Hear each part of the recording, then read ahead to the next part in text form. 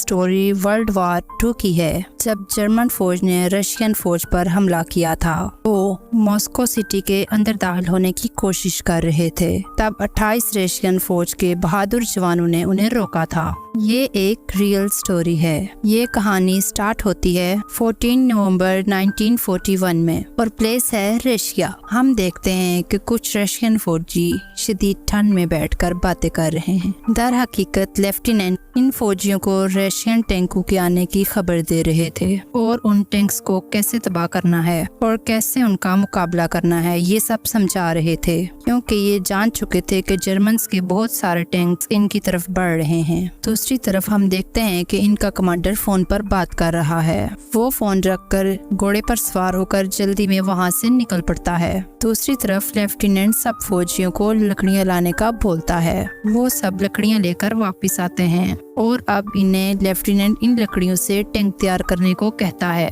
इसके बाद वो सब लोग टैंक बनाने लगते हैं। वहाँ पर इनके पास एक क्लच नाम का फौजी बैठा होता है। वो उन्हें एक रशियन सिपाही की स्टोरी सुनाता है जिसने बहुत सारे दुश्मनों को मौत के घाट उतारा था और वो मरते वक्त भी अपने बहुत सारे दुश्मनों की जान लेकर मरा था। यही वजह है कि आज तक उसकी बहादुरी के किस्से सुनाए जाते हैं। क्लच इन्हें इस सिपाही की दास्तान इसलिए सुनाता है क्योंकि ये चाहता था कि इन सारे फौजियों के अंदर भी वही जज्बा हो और ये सब अपने वतन की खातिर अपनी जान कुर्बान करने से पीछे ना हटें। अब शाम हो चुकी थी और इन लोगों ने लकड़ी का टैंक तैयार कर लिया था और अब ये सब लोग लकड़ी के नकली टैंक को तबाह करने की प्रैक्टिस कर रहे हैं ताकि ये जर्मन टैंक्स का आसानी से मुकाबला कर सकें और उन्हें तबाह कर सकें। दूसरी तरफ हम उस रशियन कमांडर को देखते हैं।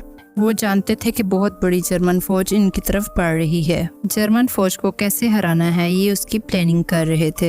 इनके पास इतनी फौज नहीं थी कि जर्मन फौज का मुकाबला कर सकें और इनकी हेल्प के लिए रेनफोर्स को भी आने में टाइम लगेगा क्योंकि इनके बाकी सिपाही इनसे काफी दूर थे। रात को सारे सिपाही अपनी तैयारी करते हैं और अब ये जंग पर जाने के लिए रेडी थे। इनमें ज्यादातर सिपाही कम उम्र थे। वो सभी बहुत डरे हुए थे। ये देखकर कमांडर अपने सिपाहियों से कहता है, हम सब जानते हैं कि एक दुश्मन हमारी सरहद के अंदर दाखिल होने की कोशिश कर रहा है और वो हमारी धरती पर कब्जा करना चाहता है। हमने डट कर उनका मुकाबला करना है और दुश्मन को मुंह तोड़ जवाब देना है और दुश्मन को ये दिखाना है कि जब तक हम जिंदा हैं हम अपनी धरती पर किसी को भी कदम रखने की इजाजत नहीं देंगे और अपने वतन के लिए खून के आखिरी कतरे तक लड़ेंगे।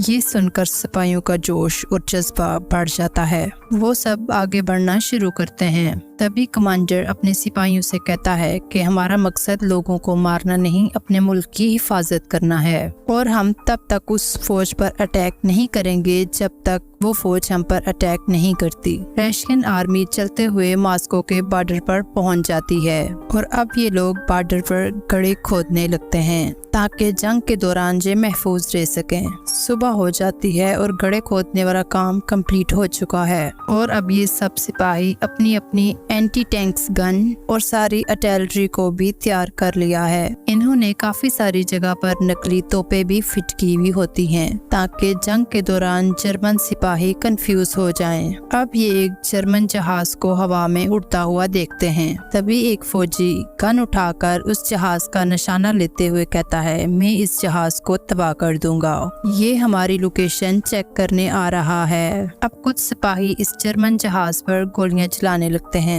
जर्मन जहाज बचकर आगे निकल जाता है। दूसरी तरफ रशियन सिपाही कांटेदार तार लेकर आते हैं और उसे अपनी हिफाजत के लिए अपने चारों तरफ लगाने लगते हैं। ये सारा सामान जे अपने पास के एक गांव से लाए थे। गांव से इन्हें खाने पीने का सामान नहीं मिला था और ये खाली पेट भी अपने वतन के लिए लड़ने की तैयारी कर रहे थे।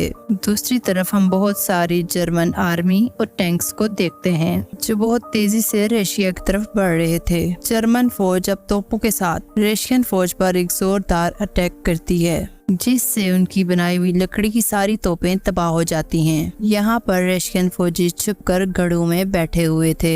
जर्मन फौज अब अपने टैंक्स के साथ आगे बढ़ने लगती है। जो ही वो मॉस्को के बॉर्डर तक पहुंचते हैं, रशियन आर्मी उन पर एक जोरदार अटैक करती है, जिससे जर्मन फौज का काफी सारा नुकसान होता है। इस हमले में काफी जर्मन सिपाही मारे जाते हैं। रशियन फौज मुसलसल जर्मन फौज पर फायरिंग कर रही होती है। जर्मन फौज टैंक्स के साथ इनके ऊपर गोलाबारी शुरू करते हैं। ये देखकर रशियन फौज अपने एंटी टैंक्स के साथ जर्मन टैंक्स को एक एक करके तबाह करने लगते हैं। ये देखकर जर्मन आर्मी थोड़ी देर के लिए हमला रोक देती है। अब जर्मन रशिया के एंटी टैंक्स पर अटैक करते हैं, जिससे उनके काफी एंटी टैंक्स तबाह हो जाते हैं। फायरिंग से घरों में छुपे हुए रशियन फौजी भी मरने लगते हैं। रशियन इस हमले का जोरदार जवाब देते हैं, जिससे जर्मन आर्मी के 4 टैंक्स तबाह हो जाते हैं और जर्मन की आधी पैदल आने वाली आर्मी मारी जाती है। यही वजह थी कि जर्मन आर्मी अब पीछे हटने लगती है। दूसरी तरफ रशियन आर्मी अपने जख्मी साथियों को इलाज के लिए भेज देते हैं। दूसरी तरफ रशियन लेफ्टिनेंट सारी सिचुएशन कमांडर को बताता है। कमांडर उसे कहता है कि तुमने तब तक डट कर रहना है जब तक रेनफोर्स नहीं आ जाती। हम जल्द ही रेनफोर्समेंट को तुम्हारी तरफ रवाना करेंगे। जर्मन्स अब अपने जंगी जहाजों और तोपों के साथ इन पर फिर से अटैक करते हैं। रशियन आर्मी जमीन में खोदे हुए गढ़ों में छुपने लगते हैं। जर्मन की मुसलसल बमबारी की वजह से बहुत सारे रशियन फौजी मारे जाते हैं। जर्मन बमबारी अब रुक जाती है। जर्मन्स के इस अटैक ने रशियंस को बहुत बड़ा धचका दिया था। इस अटैक में रशिया का बहुत ज्यादा नुकसान हुआ था। उनके बहुत ज्यादा एंटी टैंक्स तबाह हो गए थे और उनकी काफी सारी आर्मी भी मारी जा चुकी थी। अब हम देखते हैं कि फिर से जर्मन टैंक्स रशिया की तरफ आगे बढ़ने लगते हैं। दूसरी तरफ रशियंस अपने जख्मी सिपाहियों और मरे हुए साथियों को इकट्ठा कर रहे होते हैं। रशियन लेफ्टिनेंट कमांडर को सारी हकीकत से आगाह करता है। वो कमांडर को बताता है कि हमारे सारे सिपाही मारे जा चुके हैं, हमारे पास सिर्फ 28 सिपाही बचे हैं, हमें यहाँ मदद की सख्त जरूरत है। कमांडर उसे कहता है कि हेल्प आने में टाइम है, तुम्हें तब तक खुद ही लड़ना होगा। जर्मन टैंक्स रशिया पर हमले के लिए फिर से तैयार होते हैं। जो रशियन 28 सिपाही बचे थे वो आपस में प्लान करते हैं कि हम जर्मन को इस बात का यकीन दिलाएंगे कि सारे रशियंस मारे जा चुके हैं। जब वो हमारे बहुत करीब आ जाएंगे तो हम तब उन पर अटैक करेंगे। वो 28 के 28 अलग अलग सिमत में फैल जाते हैं। ये सब जानते थे कि ये उनका मुकाबला नहीं कर सकते, पर इसके बावजूद ये हिम्मत करते हैं। हम देखते हैं कि जर्मन सिपाही और टैंक्स इनके बहुत करीब आ चुके हैं। अब बचे हुए 28 रशियन सिपाही इन पर अटैक करते हैं। जर्मन्स भी इनका भरपूर जवाब देते हैं। रशियन अब अपनी मशीन गन से जर्मन्स के सिपाहियों को चुन चुन कर हलाक करने लगते हैं। साथ ही साथ वो पेट्रोल पंप और ग्रेनेड का इस्तेमाल वो टैंकों को तबाह करने के लिए करते हैं। ये 28 रशियन सिपाही मुख्तलिफ सिमत से जर्मन्स पर अटैक कर रहे होते हैं। जर्मन फौज अब तक नहीं जान पाई थी कि ये हमला कहां से हो रहा है। जर्मन अब टैंक्स के साथ इनके ऊपर गोलाबारी करते हैं और उनकी मशीन गन्स को तबाह करने लगते हैं। रशियन सिपाही एंटी टैंक्स गन ढूंढने लगते हैं। इसी दौरान उन्हें एक एंटी टैंक गन मिल जाती है। जर्मन टैंक्स इनके पास आ रहे होते हैं। वो उस एंटी टैंक गन से उनके टैंक्स को तबाह करने लगते हैं। बहुत सारे रशियन सिपाही टैंक्स को तबाह करने के लिए ग्रेनेड्स का इस्तेमाल करते हैं।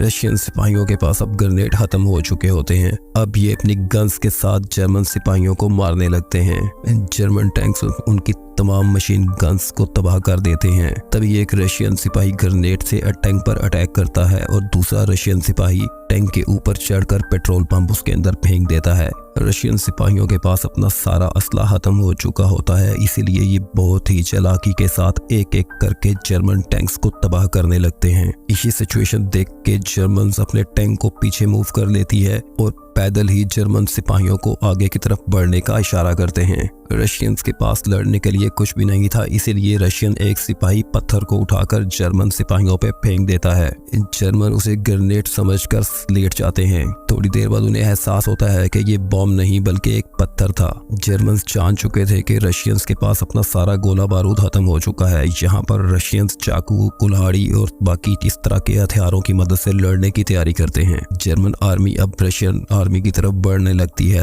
वो जान चुके थे कि इनके पास लड़ने के लिए कुछ भी नहीं बचा है, इसलिए वो बहुत ज्यादा कॉन्फिडेंट थे। इसी दौरान रशियन एक सिपाही मशीन गन के साथ इन सब पर अटैक करता है और एक एक करके सारे जर्मन सिपाहियों को मार देता है। बाकी जर्मन सिपाही अपने टैंक्स के ऊपर बैठकर ये सब कुछ दूर से देख रहे थे। जर्मन्स को देखकर अंदाजा होने लगता है कि रशियन सिपाही इनकी आर्मी पर भारी पड़ रहे हैं और जर्मन्स ने जो सिपाही पैदल भेजे थे वो तकरीबन मारे जा चुके थे। जिस सिपाही ने मशीन गन के साथ इन सारे जर्मन्स को मारा था उसका नाम था दानिएल। रशियन बचे हुए सिपाहियों को लगता था कि दानिएल मर चुका है, लेकिन वो अभी भी जिंदा था। जर्मन्स को बिल्कुल भी आइडिया नहीं हो रहा था कि ये सब कुछ क्या हो रहा है। दानिएल उनके सभी सिपाहियों को भून कर रख देता है। ये देखकर बचे हुए जर्मन सिपाही पीछे हटने लगते हैं। ये सब कुछ देखकर दूर बैठे हुए जर्मन्स को लगता है कि अभी भी रशियन आर्मी काफी ज्यादा तादाद में है। यही वजह थी कि अब जर्मन्स पीछे हटने लगते हैं। जर्मन ये जंग हार चुके थे और वापस मूव कर रहे थे। ये सब देखकर बचे हुए रशियन सिपाहियों की जान में जान आती है, क्योंकि वो मजीद लड़ने की कंडीशन में ही नहीं थे। पिछले कई दिनों से इन्होंने कुछ नहीं खाया था और उनके पास लड़ने के लिए हथियार और गोला बारूद भी नहीं था। अब सूरज ढलने लगता है और सारे रशियन सिपाही बाहर आने लगते हैं। उन्हें अपने चारों तरफ लाशें ही लाशें दिख रही होती हैं। जंग स्टार्ट होने से पहले रशियन आर्मी की तादाद 316 थी और बच जाने वाले सिर्फ चंद एक लोग थे, और ये बच जाने वाले 10-12 सिपाही अपने देश के लोगों के लिए हीरो थे। रशियन गवर्नमेंट ने बच जाने वाले सिपाहियों के एहसास में इनके स्टैचू बनवाए थे। रशियंस ये जंग जीत चुके थे और यहीं पर ये मूवी एंड होती है।